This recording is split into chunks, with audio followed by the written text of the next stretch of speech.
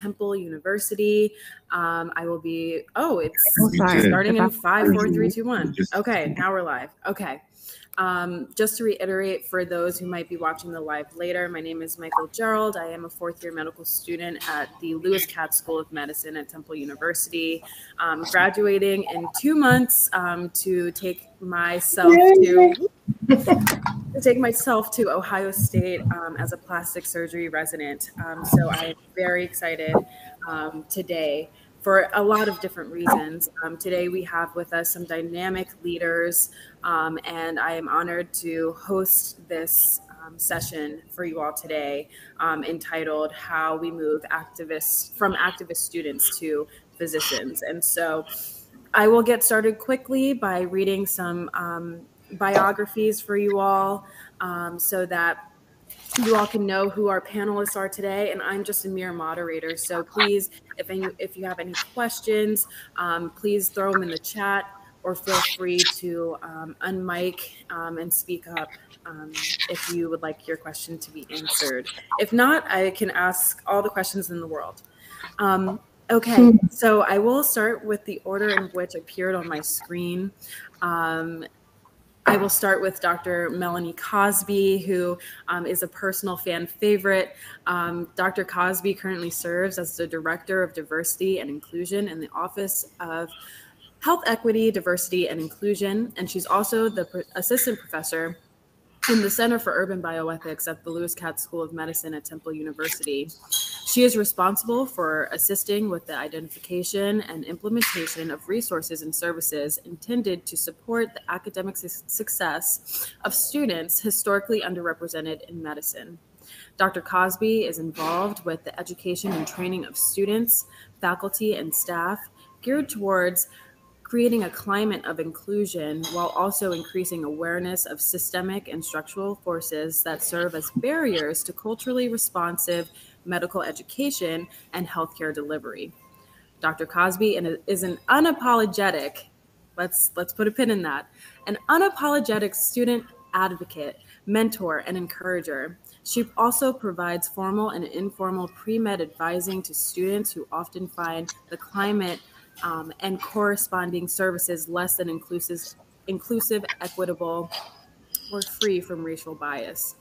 Dr. Cosby received her PhD in counseling psychology from the West Virginia University and enjoyed a rich and rewarding career as a licensed psychologist and University Counseling Center administrator prior to transitioning to her role here at Temple Medical School.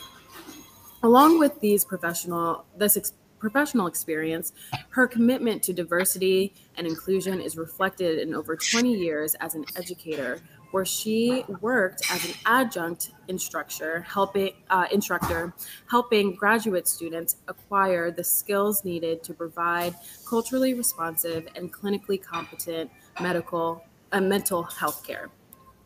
As a change agent, Dr. Cosby has been resolute in her commitment to highlighting for others the unique challenges faced by students from marginalized, oppressed, and historically excluded populations as they attempt to navigate campus systems with the goal of degree completion and the realization of their career aspirations. Everyone, if you could please give it up for Dr. Melanie Cosby.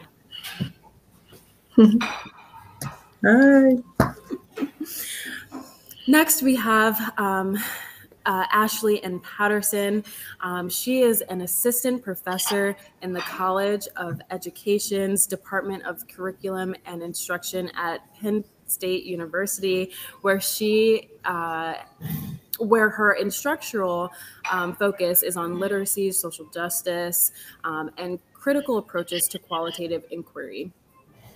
Her research observes, measures, and documents patterns of inequity and equity in a variety of educational settings for the purpose of informing the envisioning of new, inclusive, justice-oriented learning environments where students and teachers thrive in the shared space. Patterson highly values collaborative generation of knowledge as witnessed by her many partnerships with community members, nonprofit and corporate entities, school systems, and colleagues both inside and beyond the academic realm. She holds dearly as a responsibility and an honor the opportunity to infuse the ways she has come to know the world as a Black woman into all aspects of her life. Good morning. Last but not least, oh yes, let's give it up for Ashley. Thank you for coming. Lastly, we have Mr. Caden X Coleman, who is not on the screen, but I will introduce him anyway, just in case he does pop up. Caden X Coleman is a transgender dad, aka Papa Seahorse.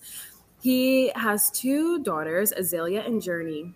After his birth stories went viral once in 2015 and again in 2020, Kaden Coleman became the face of transgender Black pregnancy. He openly shares his stories navigating the health system and life as a Black gay transgender man via social media.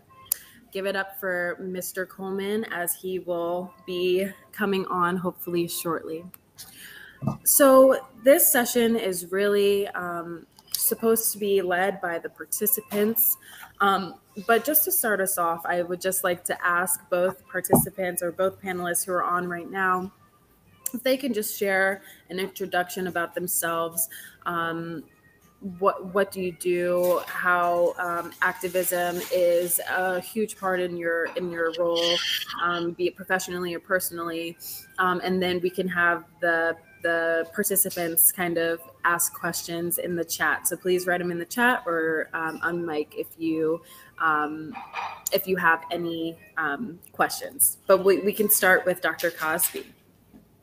Okay, good morning, everyone. And first, thank you for having me. And thank you for the privilege of us sharing the space with Ashley Patterson. And so I look forward to sharing and learning and taking it all in for sure. I guess I would start by saying I am not an expert. I did not go to school to do such things. You just you're on your path and you're on your journey. And, I believe you end up where you're divinely ordered to be. As was mentioned in that lengthy bio. Sorry about that.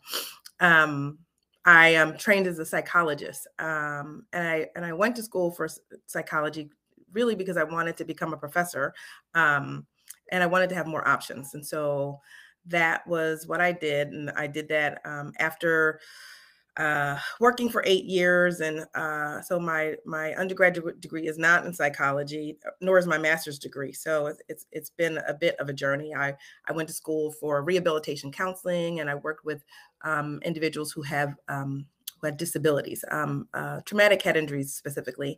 And I share that because I feel like I've always been in the space advocating for in some way and supporting individuals from marginalized populations. And so first with disabilities, and then I worked in that field for 8 years and then decided I wanted more to do. So I went back to school, which of course was a struggle. And we're in the struggle with you all who have gotten into med school or graduate school, and it's not easy, just in terms of all the barriers that we face to try to get in to see, to show that we are worthy. Anyway, so I go to school in West Virginia. And it was just an interesting experience. And full disclosure, I had done my master's work there 8 years prior, but my sort of path of racial identity development and self-discovery sort of took a turn, if you will. And so I was noticing, first of all, only person in my class, it's West Virginia. And then just noticing, the curriculum that didn't have any reflections of my own experience and those kinds of things. Very similar to what I am hearing from students in real time today. And so I, like you all have done, tried to infuse some of my own experience in some of my learning because I wanted to be seen. The history of psychology, I would ask wow, didn't anyone Black do anything? Did anyone other than white people make contributions to psychology? Surely there's more to this story. I discovered a book called Even the Rat Was White that was written by a Black psychiatrist. And look, this was the days when you had to like look on the microfiche to find articles and look in the card catalog for books, LOL. So I discovered this this author, and I've got his book out the library, you know, when you went to the library to get books. And I was so excited. I wrote him. I was so moved by his work that I wrote him, and he wrote me back and sent me a copy of his book. Anyway, so from those kinds of experiences off to the races, just trying to make sure that, you know, my humanity was in play somewhere, because it just wasn't, you know, from an institutional standpoint. Nonetheless, so I go to school, I have these experiences, I teach a course while I'm in school, and I guess I got the bug from that. I mean, I was allowed to be a TA and have these experiences, and then that just sort of took on a life of its own. And so fast forward, I'm an assistant professor today. That's the irony of life, that you have plans for yourself that don't sort of maybe come full circle until later, because my life took a different turn. You know, I became a parent and did some other things. And so I didn't become the professor that I had aspired to be until really like 2019. As far as a title is concerned, assistant professor. And, you know, whether you need those titles or not, I'm still doing the work. So been doing the work, but I got the title most recently. So yeah, well, and I guess without being more long-winded than necessary, I would say that in my role as a psychologist, you know, Black and brown students, and particularly Black ones, were drawn to finding a therapist that looked like them. And so I would hear stories about, you know, their struggles, just navigating higher ed, you know, navigating the spaces with instructors who were biased or racist or sexist or whatever, but, you know, most centered racist. So there was that. And then their classmates who, you know, really did not believe that they belonged, or thought they got a pass, or thought that they, you know, may not know the answer, and second guessing them and calling them by other names and all of those things. And so while also trying to be a medical student or a health profession student, and sort of navigating all those things while trying to be mindful of maintaining bonds with family. So, you know, I did what I could to offer a place where people could share those experiences, for sure. And that is hard work. It's humbling work. It's important work. And so I appreciated, you know, the almost 20 years that I got to work as a therapist, supporter, healer, provider. But over time, I work with a lot of medical students. And all of that to say, you know, I was the person that went to the med school one day a week and saw med students and dentistry and pharmacy and the like. But over time, it became more med students. Then I would hear those stories. And I was helping students navigate the foolishness, I'm gonna call it foolishness, that they would encounter in the academy, in the med school setting. And, you know, I wonder, like, wow, like perhaps I would have more of a presence, or be more helpful from the inside. And lo and behold, God, you know, I believe in God, right? Thought it was so that there was a position that was created, and that I was the person to have it. And so that's how I got to the med school. I had made some inroads with colleagues and done some work at the med school as that therapist that came one day a week, had done some trainings on diversity and things, like almost 20 years ago, before it was even like the industry, the shameless industry that it has become today. And now I had no idea what I was getting myself into. I should say that, you know, I was like, oh gosh, this is my dream job, because I felt like I was always doing this work in some form or fashion. And so now I have this job that I'm not really prepared for, didn't have any formal training for, just my lived experience, actually. And I am grateful, but I had no idea what I was getting myself into. And it's been gratifying and joyful and painful, and difficult, and joyful and painful, and all those things. And I'm happy to talk more about that. But I feel like I shake tables every day. I wake up with the intention to do that. I'm unapologetic about it, but it doesn't mean that it's not difficult, and it doesn't come with consequence. And it does, and it has. But I am really grateful that I work amongst a group of students who are shaking tables too, that are being disruptors, because I think we make no change at all if we're silent, and if we are grateful for what, like for these, be grateful and ask for more, because that is what, I think is our divinely ordered, place and purpose and such. So without rambling, I'm gonna be quiet and have some space for my dear colleague, Ashley, who I'm just meeting today. Thank you, Dr. Cosby. And yes, thank you for passing the baton. We'll have Ashley talk to us just a little bit about herself. And we do also, just an update, we do have Kaden on the line, but we're just trying to figure out how to get him on the screen. So Kaden, you can hear us. We are waiting for you patiently, but we will also continue until you get here. So we'll hold down the fort for you. Ashley, go ahead and take it away. I was trying to figure out how I could turn off my dings, but so we'll fight through those. And apologies, hopefully my internet is good. If I need to turn off my camera to save some bandwidth, I'm just out in the middle of Virginia right now. So thank you again for the invite. And I feel so lucky to be sitting on a panel with these esteemed colleagues I'm meeting for the first time. It sounds like we have a lot of overlap in our histories, our professional histories. I started off in special ed, actually. And I knew that I wanted to make a contribution beyond myself, and education for me seemed like the path. I really think about education as thinking of Maya Angelou's quote, "When you know better, you can do better," and that. I don't think that activism for me was something that I tangibly thought was part of my role. But other people seeing the things I do definitely considered me to be an activist, which is a kind of a weird space to be in, because I almost feel like it's a title that once you claim it for yourself, I'm sometimes like, is that part of it? Is it a title you're allowed to give yourself? Is it something that you need to be in community with people who see you in that way, and that's part of the title? But I really see the term advocate to me seems more attainable in some ways, and I really see education as advocacy work. So when I'm teaching and working with people from across fields.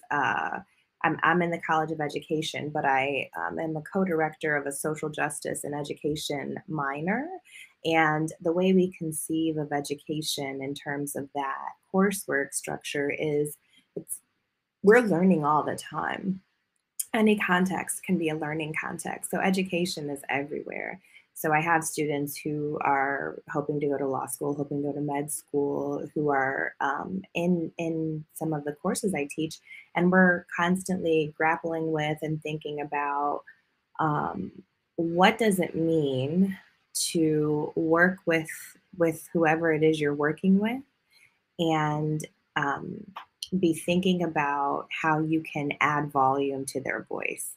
I have issue when people say like part of activism work or advocacy work is giving a voice to someone else or empowering someone else, and I don't think that's how I don't know anyone who doesn't have a voice, even if they don't speak orally.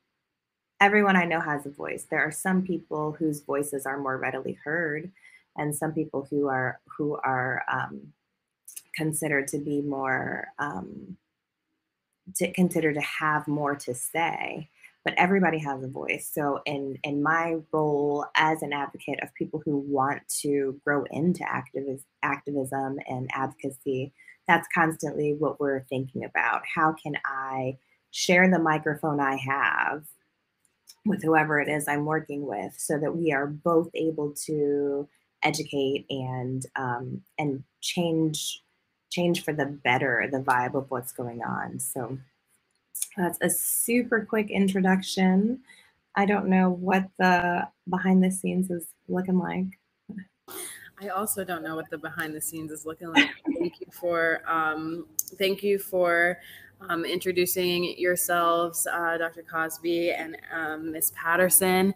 I would like to start off with a question. I don't see any questions in the chat, but once again, for those of you who are participating in this panel today, please feel free to throw your questions in the chat, and I will be sure to monitor and ask on your behalf, because unfortunately, this is where we do have to have a voice for someone else because people can't unmute themselves.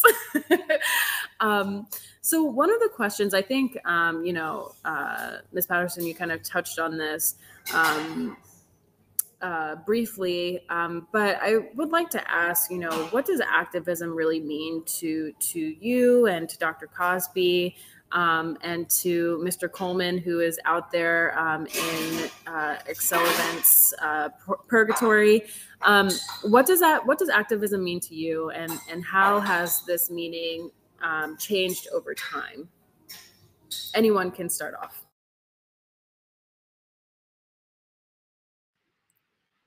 I can say, I think to me, activism means using powers that you have, whether they are they're come by through social capital, through economics, whatever are the powers that you have. When you are intentionally using those powers to help people other than you, to me, is activism. And specifically when when those efforts are going toward whatever you consider to be social change that will bring justice across our social stratosphere, that to me is what activism is. And I think it's easier for me to describe what it is than sometimes to identify the things that I'm doing as activism. I think there's a lot of scale. Oh, yay. I'm here. Am I here? Yes, you're here. Hi. Hello. That was crazy. Sorry about that. It's all good.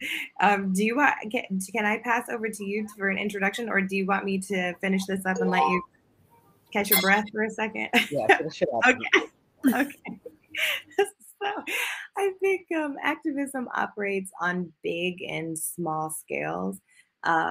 In the coursework I was mentioning that I teach around social justice, the team of people that I worked with to develop the coursework, we had this understanding that social justice is a lot of things, but we had an agreement that social justice without action is something. It's there's a range to what we can define as social justice, but we made the commitment that we're not going to call anything social justice if there's not an action component. So in the minor that I co-direct, that has six courses. 2 of them are required, or are courses that we created specifically for the minor, and there's one of those is like a culmination course where you come together, bring together all the knowledge you have, and you actually have to do an action project as part of that capstone. And then 1 course is an elective, and then 2 courses have to take you outside of the 4 walls of the classroom, whether it's teaching in Ecuador over the summer, or teaching in Washington, D.C., or working in local nonprofit, or a lot of the students who are in the minor are pre-service teachers. So during your internship, you are adding another component that's helping you think through a critical lens about the actions you're undertaking. But there has to be action embedded into these new ways of thinking about the world. It's, to me, for activism to be on the horizon. Thank you for that. Thank you. Before we get to Dr. Cosby, I do want to take a moment and create space for Mr. Coleman, who is joining us. I read his bio, but I would love to, and I'm sure the participants would also love to hear a little bit of your introduction as well. And then we'll circle back to Dr. Cosby for her answer to the question, what does activism mean to you and how has that changed? And then Mr. Coleman, you'll go after Dr. Cosby with your response to that question. So go ahead with your introduction. Thank you for joining us. Yes, thank you. Hello, everyone. My name is Kaden Coleman. For not only my tardiness, but I'm also in my bed. I recently had knee surgery, and I didn't think I was going to be this immobile, but I am. So here I am. I also did not pay attention to the time zones, and I was just like relaxing. I was like, I have an hour. I'm good. I wasn't good. But yeah, my name is Kaden Coleman. I am a 35-year-old trans guy, Black guy. I live in Houston, Texas. I consider myself or call myself a seahorse dad because I gave birth to both of my kids after starting my transition. I currently I am an activist, educator, consultant, and my main focus is to try to create or help create equitable, safe spaces for trans masculine people navigating medical spaces. At first, it was specifically surrounding pregnancy and, navigating that portion. But there's a real need just across the board for trans people in medical spaces because it seems to be very traumatic for all of us, especially those of us who are Black. So my goal is to be visible as possible, and also raise awareness through education, to bring education into the medical spaces for providers. I've learned along the way that many providers that receive a basic overview of caring for LGBT patients, much less trans patients,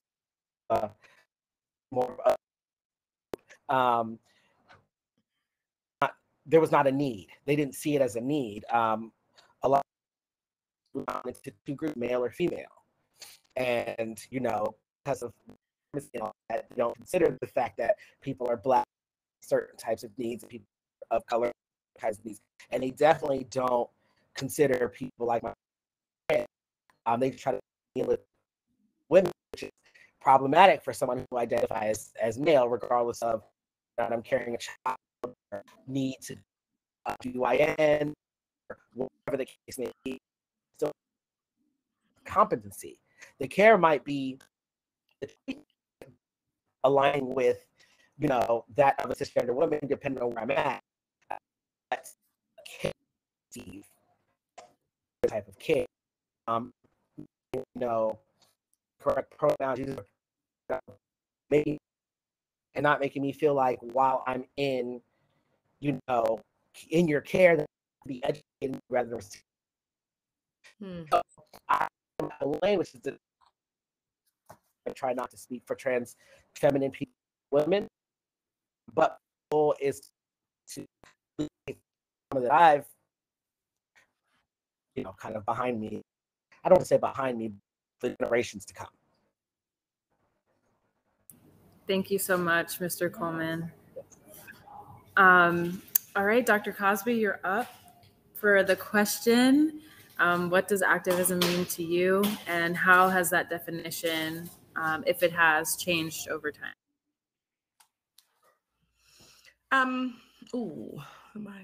Okay, now I'm on. Activism to me. So I don't see myself as an activist. I'm just a person that comes to work trying to do the work, whatever is the work. And I try to push up against what looks like injustice, or push up against systems that are closed, push up against power structures, to shine a light on, regular ways of being and doing, and have people to be thoughtful about, the status quo, and so yeah, so I'm a change agent, advocate, though, yeah, but activist seems so big. And so when I think about sort of those who came before me, I wouldn't say I feel worthy for that title, which is fine. I'm just trying to do the work. But I think, gosh, the more things change, the more they stay the same. I don't know. I think that what we're seeing now are these sort of revolutionary moments. It seems like these where a paradigm shift. This younger generation is charging us to act, just based on the injustices that are all around, but they're front and center now. Social media has made them a bit more visible, but they're not new.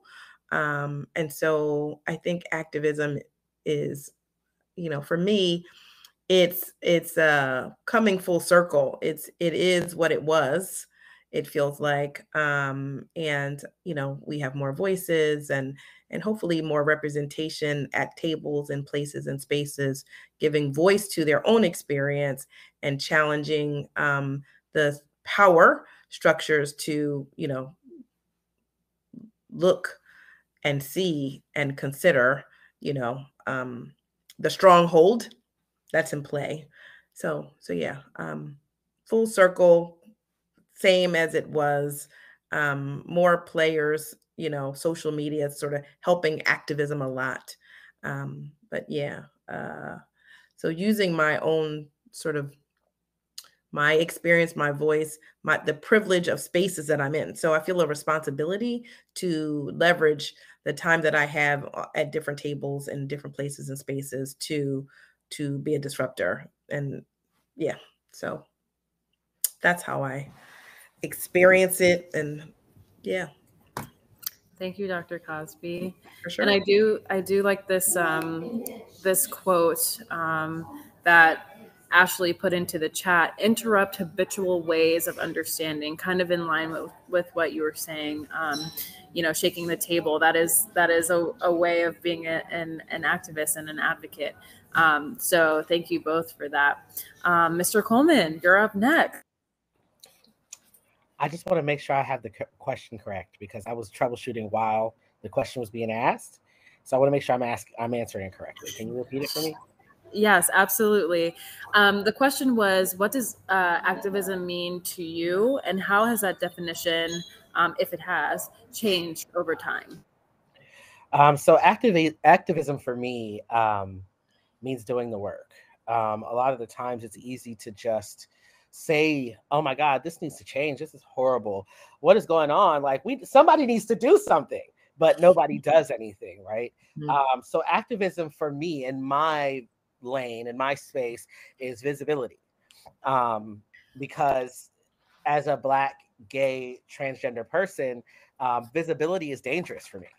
Visibility for trans people as a whole is dangerous, but add the Black and the gay and, being a dad, it does create a whole nother level of danger. And just being visible as somebody like myself is a radical act, even though people are like, why? It shouldn't matter. It matters because I know that it matters, because, 8 years ago when I first gave birth, there were no Black transmasculine people who had given birth. And there were barely any Black transmasculine people who were in the limelight, for lack of better words. And those who were those who fit the societal ideals of what a trans person was supposed to look like. Very masculine, nice body, handsome by, whatever standards, very pleasing to the eye. But those people were, and are still to this day, those are the people that do what needs to be done to be where they need to be, right? Whereas for me, I heard Dr. Cosby say, I feel like I'm constantly shaking the table. Even though I was troubleshooting, I was like, yes, that's me. I am literally known for shaking the table. I'm going to shake the table because if the table's not being shaken, right, and things aren't being put into disarray, we fall into this place of complacency, and we're content being where we are, and everybody's like, everything's fine, there's no need to clean up this mess. But we have to acknowledge that the medical system in the United States is a mess.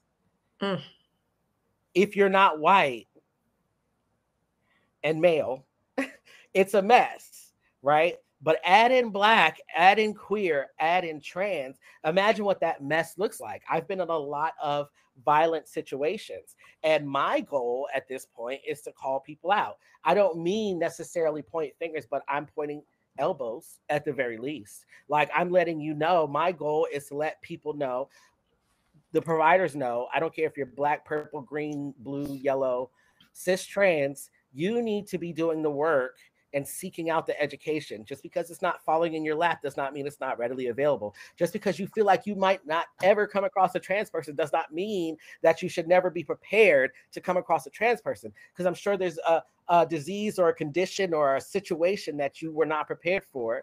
But at some point you receive some sort of training that lets you know, okay, at least I can go to this resource.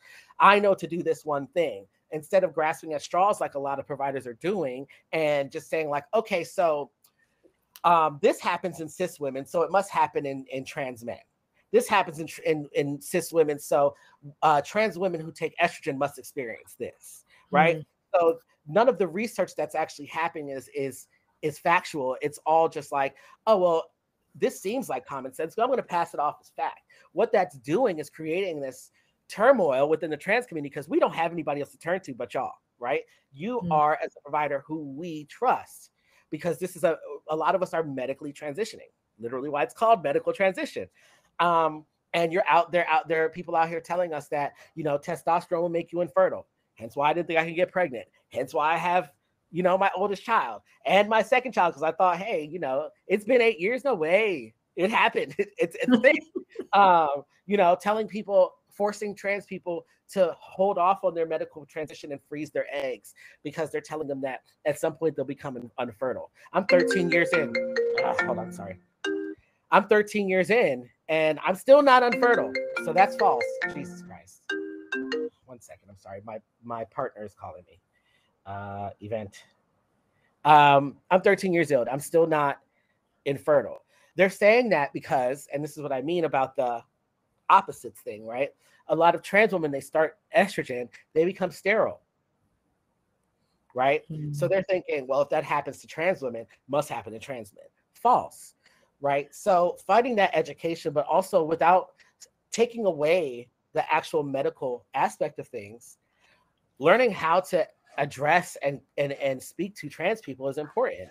I went into the urgent care a while back for a UTI. And the provider, the doctor, came in and said, so you're transgendering from female to male. Do you still have your lady bits? And I don't know at what point any of these is medical terms, but that's not how you speak to someone. That's right. You know what I mean? Knowing the bare basics of how to respect a trans person. I was in November, I was diagnosed with renal cell carcinoma. I went to urologist's office. He spent the entire appointment asking me if I was planning on getting bottom surgery. And I had to ask him if my having a penis was going to cure the cancer that's in my kidney.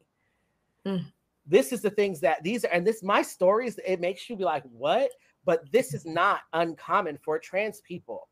We spend the entire time either asking people not to misgender us, fighting for bare basic respect, right? And educating people who we're supposed to be. And as I'm educating you to feel safe in your care, you don't know anything about me, right? And I know a lot of Black cisgender women go through the same, right? So, you know, activism for me means doing the work and also being able to inspire others to want to do the work as well. And I think that is, you know, that's what it looks like for me. It hasn't changed. because the climate for us as trans people has not changed. If anything, it's gotten worse because you see all these anti-trans bills and all of these things happening. There's a literal attack on the trans community right now that nobody wants to acknowledge because everybody wants to say that we're just, you know, sensitive or defensive and we just want to push our agenda. But there's people literally attacking us, making our existence illegal. You know, so it hasn't changed. If anything, I feel like the activism has had to get more aggressive. You know, also calling white people out for being white and not respecting Black people. And that's it. Oh my gosh. I am just honestly cringing at those medical visits. I mean, I can't believe that a physician would do that as someone entering the medical field. That's a scary thought, and I'm sorry you had to go through that. But I appreciate you sharing your elements of your story and really being transparent with us. And thank you all for sharing your definition of activism. As I look at the time, I just want to quickly ask a question before we transition to helping our students here on the line with becoming activists or advocates. You know, oh no, we lost Miss Patterson. Hopefully she will be back. You mentioned education. All three of you have mentioned education as a part of activism. You've all mentioned action as a part of activism. I'm wondering your perception of activism in the age of social media. I know, Mr. Coleman, you have utilized social media in an effort to kind of be an advocate and an activist. There she is. She's back. Welcome back. I'm just asking about activism in the age of social media and what your perception of that is. Do you think it's effective? What's your take? And we'll spend maybe 5 minutes total on this question before we kind of transition to helping our attendees figure out how they can become physician activists after they've been student activists. So whoever would like to take this question first, please do. As you can see, I've transitioned to laying down. I'm in a lot of pain. Don't pay me no mind. I'm still here. So for me, social media has been my way, mainly because social media is the way I even got, you know, pushed into this space that I'm in. So just really quickly, when I gave birth in 8 years ago, my story went viral. Mainly because I didn't know I was pregnant. I didn't know I was pregnant for 5.5 months, which speaks a lot about the medical field. Nobody thought to give me a pregnancy test. And I know because I've lived my life as a woman before that usually even if you stub your toe, they're asking you for a pregnancy test, but that's neither here nor there, right? So I was 5.5 months pregnant, found out I was pregnant. That went viral. And I saw the reaction, the ways that people were like angry at me for existing, you know. And it was to the point where I had to like tell people like, hey, don't tag me in those things. I don't want to see them because it was pretty violent. Death threats, people, it was a thing.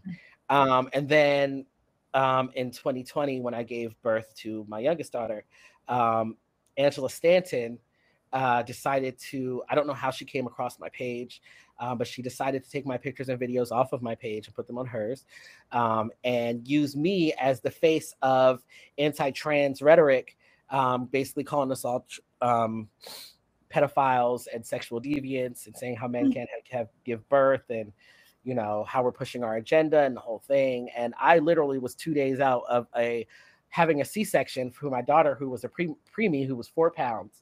And it was a lot. And my first thought was I was like, I'm just going to curl into a ball and die at this point. And my partner was like, no, you're not. Get on live. Call her out. Because he knows how I am. That's me. And so I got on live and I called her out, and she didn't respond. But it made me sit down and think, because that also had a lot of, you know, death threats. People threatened to call CPS on me, simply for being trans. Mind you, I didn't do anything, but just simply for being trans and having a kid. I'm incapable of caring for kids properly, apparently. I sat down and I thought about just this whole experience of giving birth and what that looked like for me. And I was like, damn, I was glad that with this birth, I didn't have I had really bad PTSD and anxiety and postpartum depression because of my experience from medical providers. I was glad that this time I was not in that space. But what if I was? And that happened. So I thought about it and I was like, people like myself should not have to go through this. And it's crazy because white trans masculine people don't. They're open and visible about their pregnancies. Everybody's like, we love you so much. But people like myself, I literally was being attacked. I was scared for my family. I was scared, like people were gunning for me. And I was like, people should not have to go. We should be allowed to be visible in our truth and not feel like we have to, buy a gun. That's my gun. Anyway, neither here nor there. I was like, I'm going to use social media. I had gained this following because people were like, absolutely not. This is not okay. So I went from like 5,000 followers to 20,000 followers, which at the time was a lot for me. And I was like, what can I do with this platform? And then I was like, I'm going to start a workshop. It was middle of the night in the bed. And I was like, I'm going to start a workshop. And I put together this really crude flyer. It was horrible. It was just a big picture of me with this blotchy white writing, and it went crazy. And everybody was signing up. And I was like, oh my God, this is a need. This is a thing that people actually want to see happening. And I was like, how can I use this platform to not only be visible, but to educate? So now I use my platform weekly. You'll see at least a few times a week, I'll put up different ways to make people think and unlearn and unpack things. A lot of it is, telling white people that they need to pay us reparations, telling cis people that they have privilege and why they have privilege, how to handle trans people, how not to handle trans people, calling other trans people out. Also speaking about anti-Blackness, microaggressions, unconscious biases, all of those things. And people consume that stuff, like they eat it up. So I learned that social media is a super, super, super valuable tool. I've also now trickled over into TikTok with it because people have attention spans of 2-year-olds at this point. They need a 15-second, 60-second video in which I can put this information in. And I've only been on it for a month, and I have a large amount of followers for somebody who's only been on a month because people are interested. Throw a little trauma in there and people are invested, right? And I have plenty of trauma to show. So social media is definitely like my way of being an activist. And a lot of people brush social media. It's just social media, but social media has a lot more power than it used to. Social media is now our news outlets. It's now our informational guide. It's how we find out that people passed away. It's how we diagnose ourselves when our medical providers aren't available. It's how we do the things now. You know what I mean? So, yeah. Thank you. And yes, Demario Malone said in the chat, I'm so sorry that all of this happened to you, Mr. Coleman. Truly gut-wrenching to hear, but extremely grateful that you turned these experiences into pushing societal change. So I completely concur with that. Dr. Cosby, Ms. Patterson, any thoughts on social media and activism? I will say something. Go ahead. You go. I have just the quickest thing. I am not a social media person, but I see the power of it. One of the Black Skin Matters Instagram is I know a thing that's taken hold within the medical world, and for people, I'm always enamored by people who are able to figure out how it works and use it to their advantage. So bravo, because it's beyond my realms, but it's a thing. Yeah, I was going to say something incredibly short as well. I'm not on it. I appreciate it tremendously. I think there is a lot of power in it, and I applaud those who have figured it out. I'm not at all tech savvy, and then the other thing is, like, if I got on social media, I probably would be fired because I would probably say lots of things that I'm happy to say, but I might get a little carried away. So But I do think it's quite powerful, and I learn a lot. I think the movements are real change has happened. Lots has happened that wouldn't have happened or changed because of social media. I think there's pluses and minuses to like all platforms, but clearly this one is powerful and is making some, tangible, doing actionable things and making tangible change. And for that, I think, I'm glad that it has found itself, it's present for us, those who are engaging and making it happen and those who are applauding along the way. So, yeah. I'll just say one more thing about that just came to mind, a little bit to the side of the actual question. But I know for me, being on social media is like a mental unhealth trigger for me. Like for whatever reason, like I never feel better after scrolling than I did before. And so that has been a self-care decision that I've had to make too, to curtail social media participation. And I don't, for a lot of people, that is not the case, but you have your other things. And so it's maybe just a call and a reminder that there's many ways to get your voice out there, or just to live life.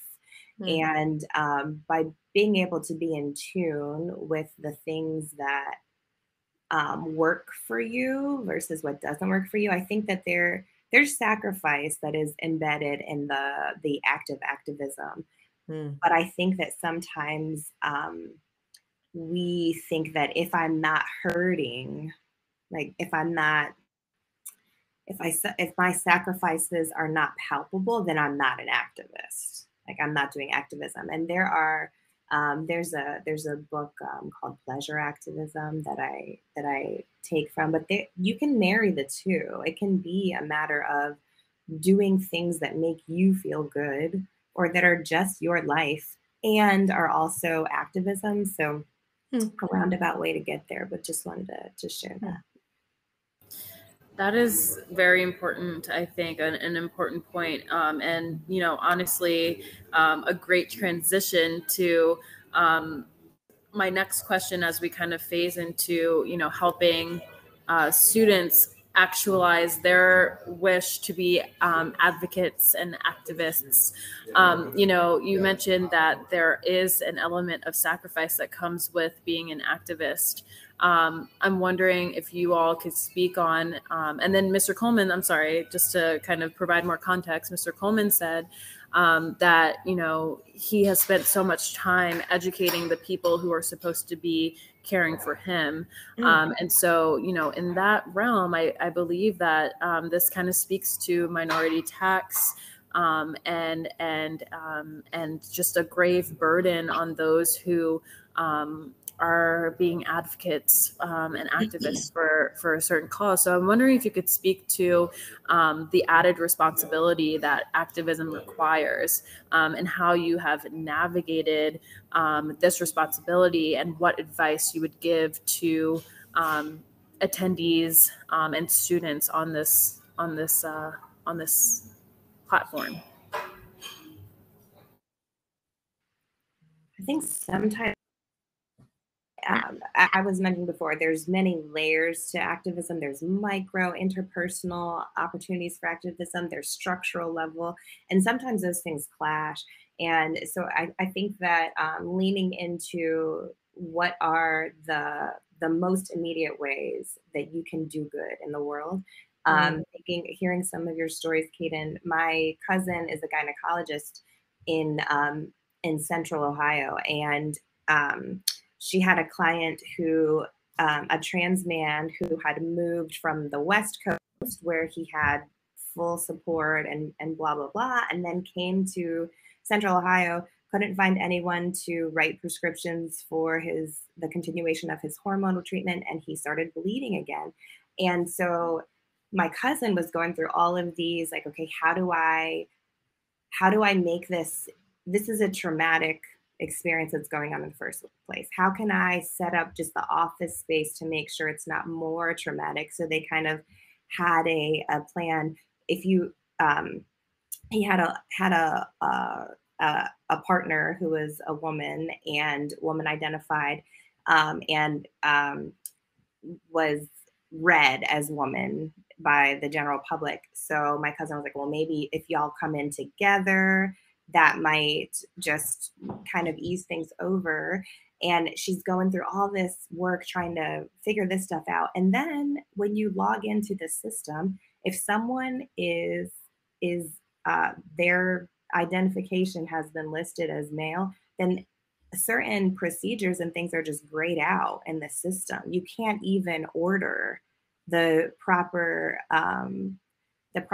tests and things that needed to be done because of that. And so she was feeling like, I'm doing my best to lead with humanity, and I'm still being held by this structure.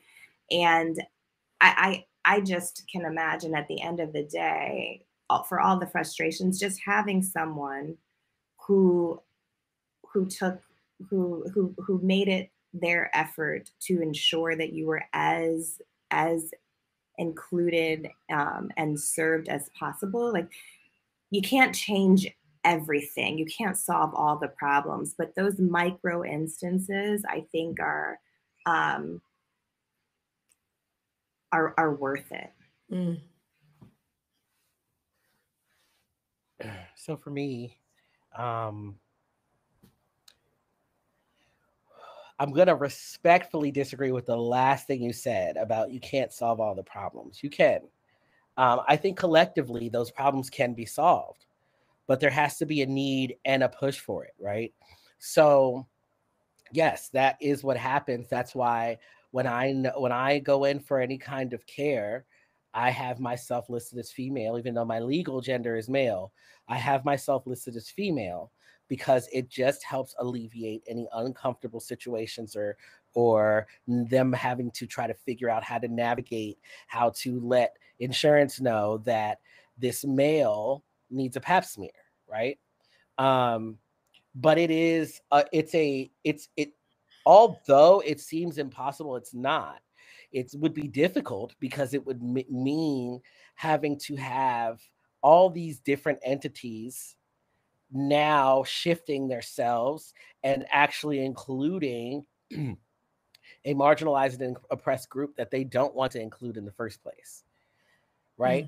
And then speaking on inclusion is cute, right? It's fun to say, well, we included you, but what does inclusion mean if it's not equitable? You can include me, like you can allow me to ride this bus, but if I got to ride at the back of it, right? You know what I mean? So I think that ways to move into an activist space as a medical person is to come in with the right mindset, right? So especially people coming in fresh. What I've learned about the younger generation is that a lot of them are not afraid to say, no, this isn't right. Actually, you need to be doing it this way. Whereas, people like myself, and I can't believe I'm saying this, and older people, we were taught to be complicit. We were taught that the things are the way that they are, and oh well, just got to deal with it, right? But that's not true. And a lot of people are breaking out of that space, right? And that's what needs to happen. And even those people, like, for example, your cousin, when she saw that situation, her first thought should have been to bring in the powers that be and explain why this isn't okay and how can we fix it. And if you don't know how to fix it as a cisgender person, that's when you reach out to a trans person that works in that realm and to bring them in and help them teach you how to create inclusive paperwork and inclusive, equitable spaces. And beyond just the paperwork, how else can you provide inclusive and equitable spaces? That means in an OBGYN office, I shouldn't just see women everywhere. And I shouldn't just see white women everywhere. I want to see Black women. I want to see white women. I want to see Spanish women. I want to see non-binary people, trans masculine people, all of that. young people, old people, we all need OBGYNs when we have the parts that we have, right? So why are those places so woman and mom centered? Because people feel like when you say birthing person, suddenly mothers evaporate, they cease to exist. Does your motherhood somehow become less of a motherhood if you use inclusive language? No, it doesn't. So coming into spaces with like this idea of like, if I'm a GYN, I'm not just here to serve women. I got told at a perinatal space that I wasn't supposed to be there because it was a women's only space. I was pregnant. And I told them I had an appointment. Do you know what that feels like? You don't want me here, right? Mm-hmm. That doesn't feel good. Pushing your superiors to include in your training trans competency, LGBT competency. Do that. Don't just let them bring in cisgender white Mykal because he's gay and he must know everything. Trans, gay, bi. That's not how that works. To me, that's the equivalent of bringing in a white person to teach about anti-racism. It happens. So I think it's just, first of all, educating yourself and understanding that you being educated isn't enough. If you go into a space and you know that there's problematic things there, if there's things that would exclude a certain groups of people, call it out. And honestly, excuse me, medicine makes my throat really dry. If your superiors have give you pushback because you want to be inclusive, is that where you want to work? If you can't come to your boss or HR or whomever's in charge of things and say, hey, this is an issue, you need to understand that your worth there, it doesn't matter. They don't care about you and they don't care about their clients. So why are you there? Right. So I think just doing the work, that's what I mean by doing the work. You have to educate yourself and you have to push other people to be educated. There should be a push for courses inside of colleges and universities for medical students, not just a chapter in a book. Hey, these are LGBT people. These are the terminologies. All right, moving on. Because that's what I know it is. I know for a fact that it is because I've been teaching these providers. I've been teaching these RNs. I've been teaching these birth workers. I've been teaching all these people that went through these courses and they don't exist. So the push actually for me starts there, right? That these colleges should be having a course, and then the continuing education, you know, for doctors who have to, you know, you have to continue getting certain credits to keep your license. One of those required courses should include trans competency and LGBTQI plus care. It should be mandatory because although these issues are new, trans people and queer people aren't. We've just been dealing for so long and now we're choosing not to because it's traumatic. Okay, I'm gonna shut up. No, that's great. Thank you. Dr. Cosby, did you want to talk about the added responsibility at all about activism? What do I want to say about that? We have a responsibility. You know, each and every one of us has a responsibility. And it can, I think that's the point of departure. It can feel like a burden, but it's no less important. We have to push forward no matter what, you know, and sometimes, you know, you have to, put the mask on yourself first, that kind of metaphoric thing. You have to know when to step back and maybe pass the baton on, you know, so that restoration can happen. But the struggle is the struggle, and the struggle continues and is, you know, forever present while we make progress. So there's progress to be made, things that are learned that can be unlearned. Things are absolutely structurally and systemically based. But if we just sort of said, oh, like Kaden is saying, like, oh well, let's do these couple of things and move on, then we get nowhere. So those little things matter. Those little things lead to bigger things. coalitions matter, but the burden is a real thing. But, what choice do we have? And so we can build coalitions to share in it. But, the struggle is a struggle. So I think self-care in it really feels important, right? That self-care. And I don't think when you are part of a marginalized population, oftentimes self-care is not a default thing that we do. So I think that that's problematic. So I think that that makes the burden even feel more great because we don't sort of take time. And so I appreciate Ashley, you for saying like, hey, like when I get on like social media, I'm not feeling better, so I'm not going to do that. And so that's a radical act of self-care, and we can figure out ways to be present in spaces and have our and do the work and recognize the spaces where we'll allow someone else to do the work, because there's plenty of work. Lots of work to be done, for sure.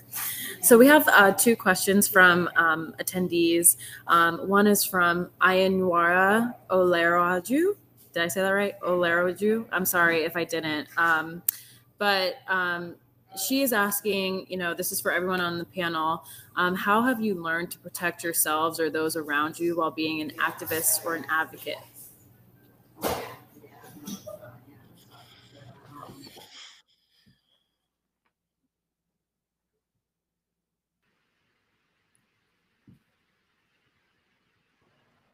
For me personally, I arm myself with education. I think that has been my biggest defense mechanism. I can't say that I've learned to protect myself. I just am always on the defense, which is exhausting, right? But I'm constantly on the prowl. I am hyper vigilant for any forms of disrespect or neglect or lack of care. I walk into physician's office and the like in that space, and every time I walk in, they're like, "Mr. Coleman, your blood pressure's high." You think? Why do you think that is? I just have really learned to speak up for myself. And I've also learned to protect my space and the people around me by being so fiercely adamant that if you try, you will, this is the gay man in me, gag. You will gag. Like if you try me or my family, you will get. It's literally just constant, like I'm constantly in defense mode. Because you have to be, because people will attack. Like for me, people will attack me. They will attack me through my kids. They will attack me through my partner, and they try.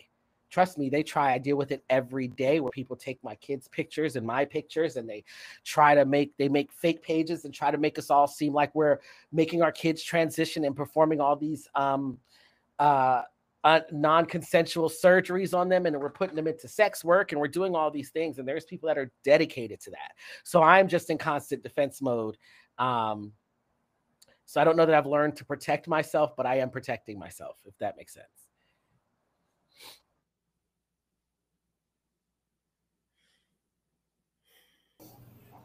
That's no way to live. And so I'm sorry. Once again, like very grateful that you're sharing this with us, but I am just honestly floored that you have to kind of be on the defense 24/7.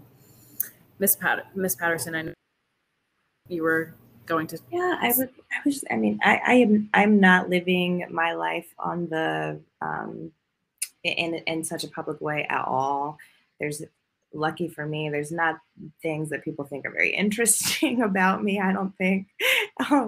But I do live in a very, very white space with 2 Black sons, living in central Pennsylvania, working at Penn State. So I'm regularly reminding myself that the decisions I've made, the ways that I want to live my life, my kids have not made those same active decisions.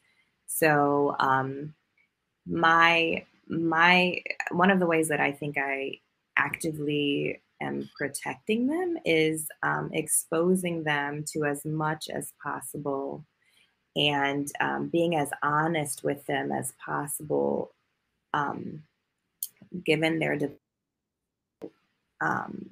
developmental stages, so that they are building education, to what Kaden was saying. They're not going to have to start from scratch. Whatever it is that they identify as their thing, what they want to, maybe even like a platform for activism for them, they'll already have some core understandings and knowledges. And I also, through education, I feel like am providing them with like clapback arsenal, you know, like they can talk intelligently if they are hearing something that sounds off. And I think sometimes it's just very subtle ways of so I also have a tentative relationship with the word inclusive, but so maybe I'm not it's not that I'm trying to encourage them to think in inclusive ways, but in expansive ways. So things like my youngest son is 3 years old, and we were in the shower the other day, and he asked, I'm the only cis woman in my house. And he said, "Mommy, why don't you have a penis?" And so, instead of saying to him, "Well, mommies don't have a penis," or anything, I said, "Well, your mommy doesn't have one." And that's all he needed. I didn't need right now to go into a whole, well, there's a uterus at the end of this thing, and this is how they. No, he was just making a very natural observation. And I think that by I try hard to in very micro instances ensure that I'm not setting up these boundaries that later need to be broken down, that instead we're thinking expansively about possibilities of what the world looks like outside of our house.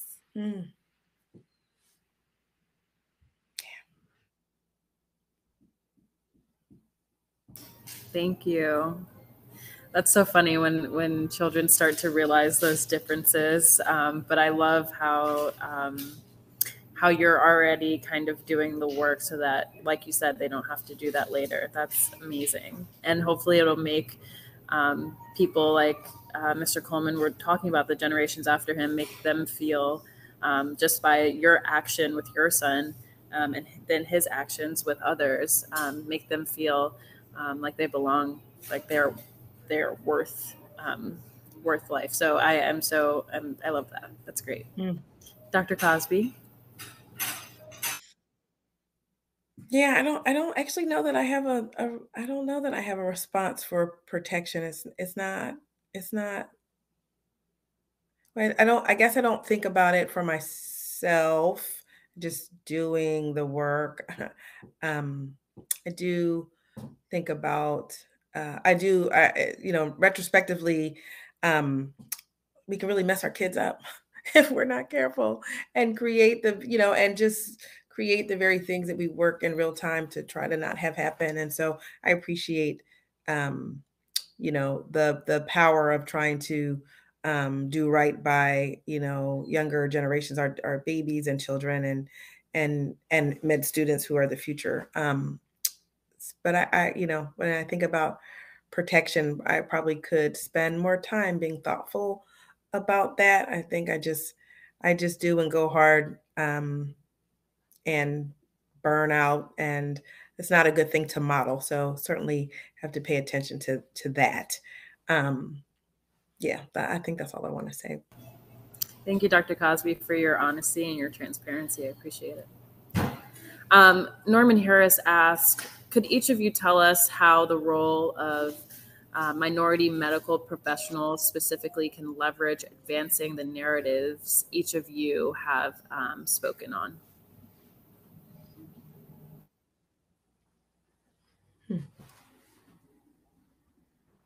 I'll go first again. Whenever I see questions like this, I start to think, I've been thinking about this question since I saw them posted in there. The role of minority medical professionals. I think that acknowledging the the problems that affect your particular grouping of people. So if you're like a Black woman and you know that there are disparities for Black women in medical spaces, make sure that you're speaking up to and pointing out those things, right? But here's what I feel about minority professionals and leveraging and advancing the narratives. I think that minorities should look to the majorities, right? So here's what I feel. If you are speaking about like Black and people of color, medical professionals, what should be happening is those white folks who claim to be allies should be using their privilege to assist in leveraging and advancing the narratives that we're speaking on. It is so easy for me to get up and say, you know, this needs to happen as a trans person. This horrible thing happened to me and it needs to change, right? Are people listening to me? Yes. Listening for. It's because, oh my God, this thing happened to you. I feel so bad for you. Like, sending love and light your way, end story, right? But if Joe Schmo, the cisgender white heterosexual man, says, yo, Kaden went through this stuff and this needs to end. And Joe Schmo is also, you know, a doctor. That skin color, that being cis, that being male presenting is going to make people perk their ears up and listen. It's just the way of the world. So for me, I wouldn't necessarily put the burden on to minority medical professionals to feel the need to have to leverage anything for our narratives. I feel like, you know, speaking up and bringing it to the forefront because you are in that position to do so would be great. But trying to carry the weight of being a minority in a medical professional setting, right? You already have to deal with that, where you're probably getting paid less and you're probably getting treated less and you're probably having to deal with everything else. Now you feel like you have to have the burden of also taking on our stuff. Not so much. I think that what we should be doing is whispering in the ears of the people who already sit in privilege and don't really have much to worry about, and let them be the ones to tell you know, to be like, okay, you know, Kaden spoke. I need to be making sure that the powers that be are listening. Not necessarily letting them take the reins, but letting them be that little devil and angel on the shoulder, like, hey, these are things I need to talk about. Go talk to Kaden about this and make that change, right? Am I making sense? I hope I'm making sense. That's all. Perfect sense was made. Perfect sense is made. Anyone else would like to add on to that question? Awesome. I just want to say that I appreciate all that you shared, Kaden, and I especially appreciate not letting them take the reins. That feels like immensely important, because oftentimes when, you know, we find people who have the power, who are in the dominant group, and they join, you know, to share the burden, then they want to take up all the space, and then it becomes something else. And it happens time and time again. And we get fooled by it, right? We're seduced by sort of like, oh, they're helping and they're wanting to support this cause, and, you know, they're woke or whatever it is, and there the reins go. And so, you know, and I am protective of the reins. I will say that. Like, you will not come into this space and then it become your thing. Like, I don't think so. So I'm unapologetic about that as well. And it's easy to get pulled into that, but it happens all of the time. So thank you for that, Kaden. Yeah, no, literally, I always tell people the way allyship works is it's not like this. We're not walking shoulder to shoulder. You're walking back here, and you're looking to me to tell you what I need. And your position should always be back here. The only time your position should be here is if you're shielding me from bullets, whether literally or figuratively. Like, that's the only time you step in front of me. You step behind me any other time in those spaces. Amen. Amen. I do want to the time. There will be a raffle at 11:30, which means that we do want to have an opportunity for a break for those who have been on the conference. I would like to pose one last question, and hopefully this one will be helpful. Hopefully this whole thing was helpful for the attendees. I'm sure it was. But this one last question, how do we deal with fighting for a cause that might not be of great concern to the majority? Whoever would like to go, please feel free to unmute and go for it.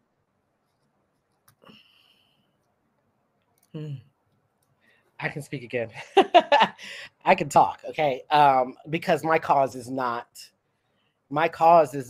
important to the majority. Again, we as trans people, they see our being trans, as a choice, right? Well, you made the choice to be transgender. And what people don't understand is that we did not make the choice to be transgender. We were always and will always be transgender. We made the choice to transition. There's a difference, right? So regardless of whether one medically transitions or not, trans is still trans, right? And trans has existed since humanity has existed.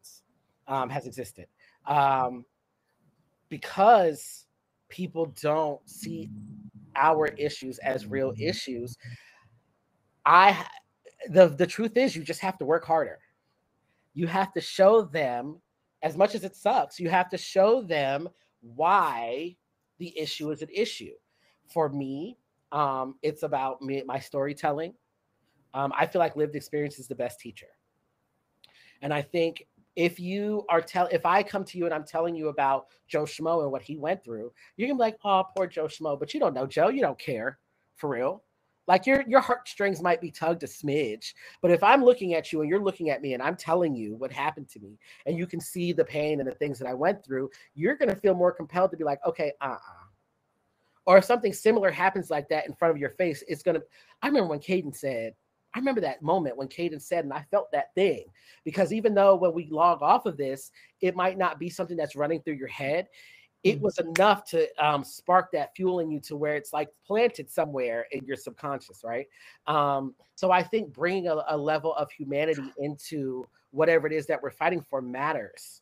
Real stories, real people, real issues. Also speaking about all of the trans women, I make sure to speak about all of the Black trans women who were murdered by cisgender men simply for being trans. When people are saying that, oh, it's not, trans people aren't, in danger. The same thing will happen to women, to cisgender women. And it's like, yeah, it is. Absolutely. We're not taking that away.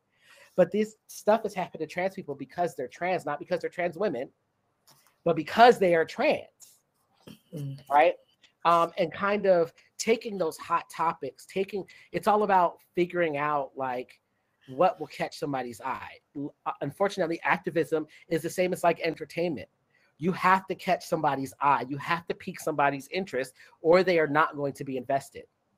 So what I do is I use my real life experiences, or I use, I use examples, and I honestly just do the work constantly. It's like, talking about pushing that agenda. I'm pushing that agenda, but the agenda I'm pushing is not trying to make everybody trans. It's trying to make everybody see the humanity, the fact that trans people are human beings and that we deserve equitable spaces. And I think that honestly can go for any activism space. Yeah. Thank you for final thoughts, Mr. Coleman. Ms. Patterson, Dr. Cosby, thoughts?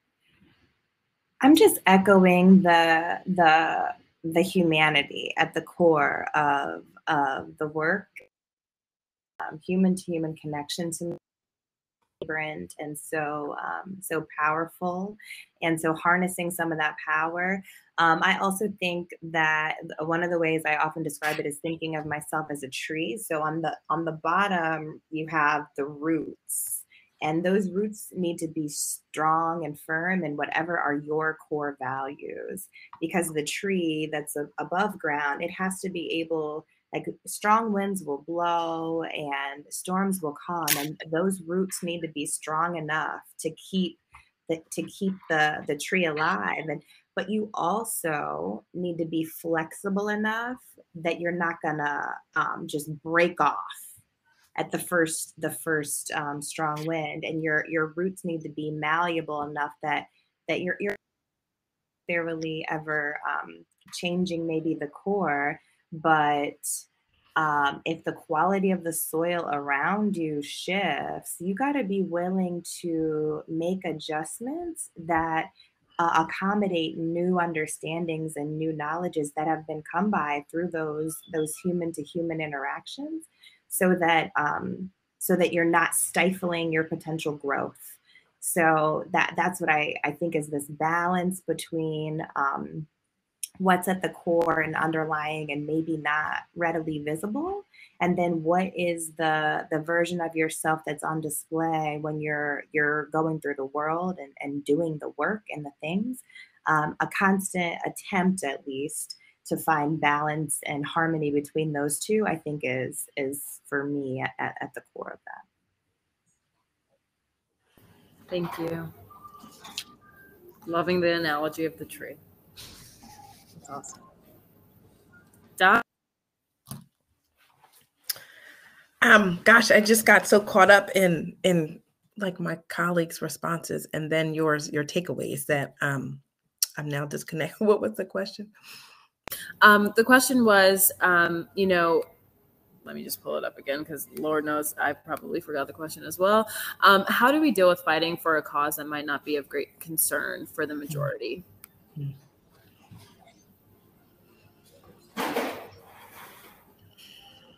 Yeah, I think, look, just echoing what my colleagues have shared for sure. And, keep pushing and make every effort to make those connections, and, the helping folks see the humanity in the other, that really is strong, and making your struggle their struggle. Like, if it's a shared struggle, because it's a struggle for our full humanity. And I don't know if you're unable to see, the humanity in me, like where are we? Like, so what does that mean about you and how you can even express your own full humanity? So, yeah, I would just say shared struggle, seeing the humanity in another, just as was mentioned, and to keep pushing, because, and keep being present, and keep connecting, right? I think connection is so important as well. We live such segregated lives, and I say this all the time, that, when we connect with other people, just as Kaden said, like that something that he has shared is going to be in my head because I have a personal connection and it's meaningful in a human way. But when we live in segregated spaces and lives, we don't leverage the opportunities to make those connections, so that we can avail ourselves to sort of the organic sort of nature of being. So yeah, ramble, but all of those things. Amazing. Thank you so much, to Dr. Cosby, to Mr. Coleman, to Professor Patterson. Thank you so much for being here and sharing your perspective, your experience, your life work. It's been an honor to moderate this session.